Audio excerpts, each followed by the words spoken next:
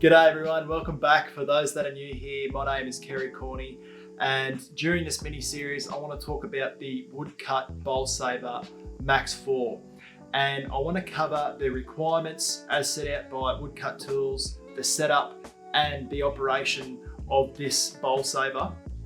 The reason being for these short videos, I want to share with everyone everything that I've learned and the little tips and tricks that I've found that have helped me along my way to hopefully help you out wherever you are on your wood turning journey.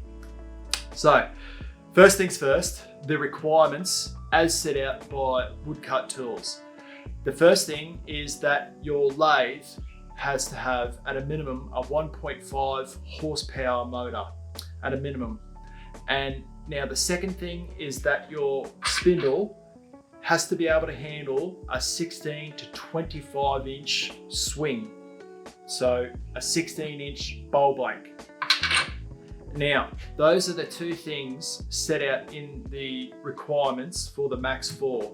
In the user manual online for the Max 4, you'll find on page 9 that they talk about forming a spigot and a tenon.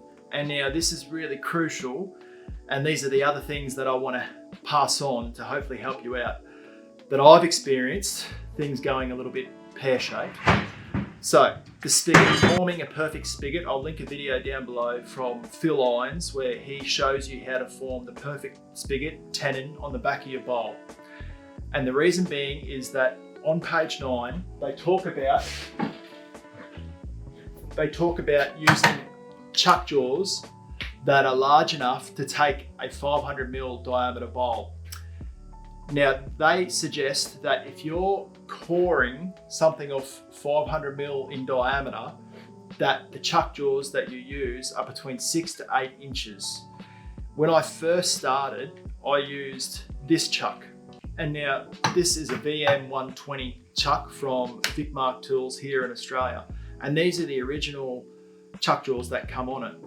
And I tried using this chuck when I first started, and I found between the motor, the power of the motor, and the blade, the knife moving around to the back of the bowl, and the torque, there's a lot of energy going on right there. It would shear the bowl off the chuck and the bowl would roll onto the ground.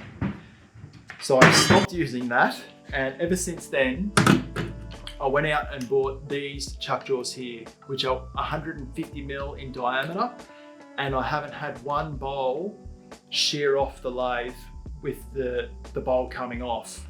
So I highly suggest it, so do Woodcut Tools, that you go out and purchase a set of chuck jaws to handle the bowls that are going on your lathe. 3 things so far: the motor, 1.5 horsepower, swing of 16 to 25 inches, chuck jaws that are at least 150mm in diameter to handle some really big bowl blanks, and all that tension going into the bowl.